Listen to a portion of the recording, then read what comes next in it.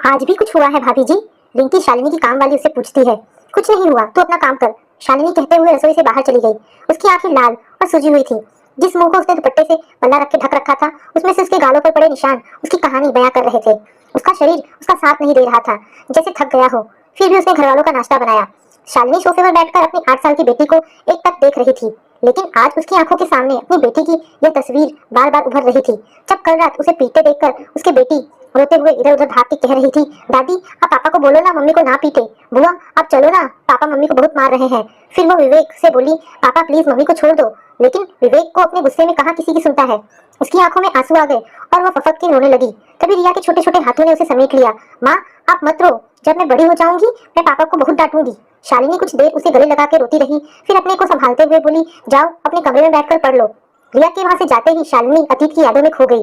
कितने अरमानों से शालिनी की शादी उसके माँ बाप ने विवेक के साथ की। शालिनी के माता पिता बहुत ही संस्कारी थे और उतने सीधे भी। शालिनी को विवेक ने एक शादी में देखा था, जिसके बाद से ही वह 2 साल तक उसके घर वालों के पीछे पड़ा रहा शादी के लिए। शालिनी उस वक्त एमए फर्स्ट ईयर में गई थी। वो अपनी पढ़ाई पूरी करना चाहती थी, इसलिए उसने शादी के लिए मना कर दिया था।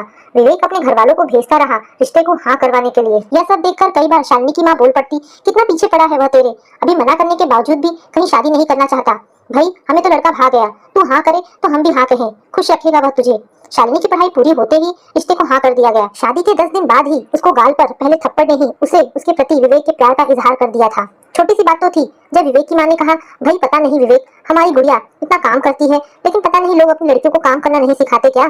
तेरी जिद की वजह से शादी कर दी तो अब हमें बहू का सुख भी नहीं मिलेगा। विवेक बोला, शालिनी माँ क्या कह रही है, ऐसा कौन सा काम है घर में जो तुमसे नहीं हो पाता। इससे पहले शालिनी कुछ बोलती, सासू माँ बोली, अब ये तो कहेगी मैं काम करती हूँ और तू भी इसकी खूबसूरती पर लट्टू होकर हाँ में हाँ मिला देगा। चल गुड़िया काम शुरू करे, हम तो मेरे पैरों का दर्द।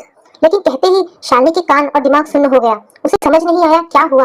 विवेक बोला, सुबह सुबह दिमाग खराब कर दिया, सिर्फ खूबसूरती से काम नहीं चलेगा मैडम, अपनी जिम्मेदारियां समझो और आज के बाद ये सब कलेश नहीं चाहिए मुझे। कहते हुए विवेक ऑफिस चला गया। वो पहला थप्पड़ था जो उस दिन शालिनी को गाल पर नहीं उसकी आत्मा पर पड़ा था। शालिनी पूरा दिन रोती रही, घर का काम भी करती रही, यूं ही निढाल सी। लेकिन किसी ने उसे यह भी नहीं पूछा कि खाना खाया कि नहीं। किसी ने 2 शब्द प्यार के भी नहीं बोला। उसके घर में काम करने के बाद भी यह जताते रहे। थप्पड़ मार के उनके लड़के ने अपने को जोरू के गुलाम के लेबल से बचा लिया। आज उसने मर्द होने का प्रमाण दिया। शालिनी ने शाम को अपनी माँ को फोन किया, लेकिन जैसे ही वह बोली, माँ यह घर हमारे घर से बिल्कुल अलग है, क्या पापा ने कभी आपको थप्पड़ मारा है। तभी वहां से माँ सकपकाहट के साथ बोली, शालिनी बेटा यह सब छोटा मोटा तनाव हर घर में होता है, अभी नई नई गृहस्थी है, धीमे धीमे सब ठीक हो जाएगा। तेरे पापा का स्वभाव नरम है, लेकिन कहा सुनी तब भी हो जाती है। दामाद जी अच्छे हैं, गलती से हाथ उठा दिया होगा, बेटा थोड़ा सहन करना पड़ता है गृहस्थी के लिए, हमने तुम्हें डोली में भेजा है। लेकिन यह सुनते ही शालिनी ने फोन काट दिया। उसे समझ आ गया था कि माँ आगे क्या बोलेगी।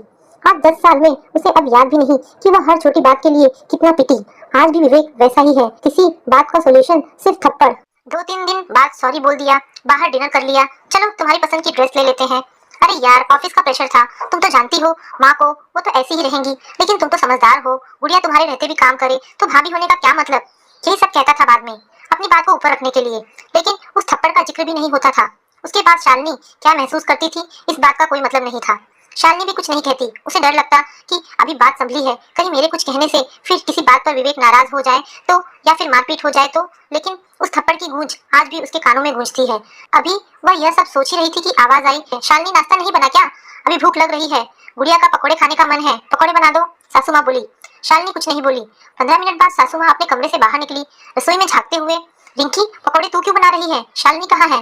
सासू माँ बोली, भाभी की तबीयत ठीक नहीं है, मैं बना रही हूँ, वो भी आराम से खा लेंगी। माँ जी, रिंकी बोली, अब बताओ ये तो नखरे हैं इसके। ड्राइंग रूम की तरफ आते हुए शालिनी को देख के बोली, क्या बात हो गई, अब सोफे से नहीं उठोगी, क्यों गुस्सा दिलाती हो विवेक को। विवेक विवेक कहाँ है। विवेक के कमरे की तरफ जाते हुए, उठ जा बेटे, तू उठेगा शायद तभी नाश्ता मिले है हमें। महारानी सोफे में बैठी है, तेरी तो जिंदगी बर्बाद हो गई, रोज की किचकिच है इस घर में। विवेक बिस्तर से उठा, इसकी तो। गुस्से में कमरे से बाहर निकला ही था कि तभी शालिनी की नजर रिया पर पड़ी, जो अपने कमरे के दरवाजे से छुप के देख रही थी। जैसे उसकी आंखें उससे कह रही हो, माँ मुझे भी डर लग रहा है। अब तो शालिनी रिया की आंखें देखकर सिहर उठी, एक अजीब सा एहसास था वह। विवेक ने जैसे ही हाथ उठाया तभी शालिनी ने अपना मोबाइल टीवी पर पटका। उसका यह रवैया देखकर विवेक बोला, क्या पागल औरत है, टीवी तोड़ दिया, अब क्या इसका पैसा तेरा बाप देगा। उसकी तरफ से हटा और टूटा मोबाइल और टीवी देखने लगा हाथों में उठा के।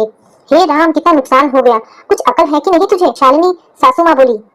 लेकिन जैसे आज तो शालिनी कुछ और ही थी। चिल्लाकर बोली, बस कीजिए आप लोग, 10 साल में आज आपका टीवी टूटा तो नुकसान हो गया।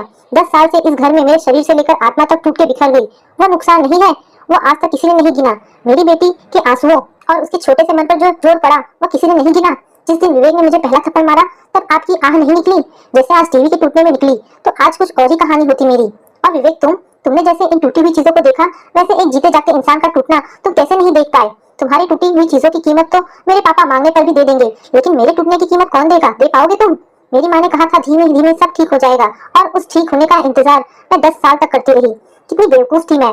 तुम्हें तो मुझे मार पीट कर अपने मर्द होने का एहसास मिलता हो, लेकिन मुझे अब और सहन करके तुम्हारे घर की अच्छी बहू होने का खिताब नहीं चाहिए। मैं अपनी बेटी के सामने अपने को कमजोर दिखाकर उसे कमजोर नहीं बना सकती। अगर अब मैंने सहन कर लिया तो कल को रिया भी किसी आदमी से पिटने का अपना भाग्य मान लेगी। ऐसा है, ज्यादा बोल रही है ना, तो निकल जा इस घर से। अभी विवेक बोला, मैं घर से निकल जाऊं? क्यों? अगर मैं एक बार अपनी आवाज को बुलंद कर दूं तो तुम्हें इस घर से निकलना पड़ेगा।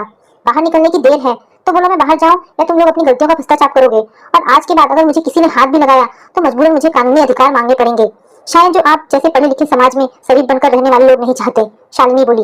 विवेक को शालिनी का यह सब कहना अच्छा नहीं लगा। उसका मेल ईगो कैसे उसका बोलना बर्दाश्त करता। उसने शालिनी का हाथ खींचा। विवेक का दिमाग और कान सुन्न हो गए। जोर की एक आवाज से कमरा गूंज उठा। सास और ननद के मुंह से भी आवाज नहीं निकली।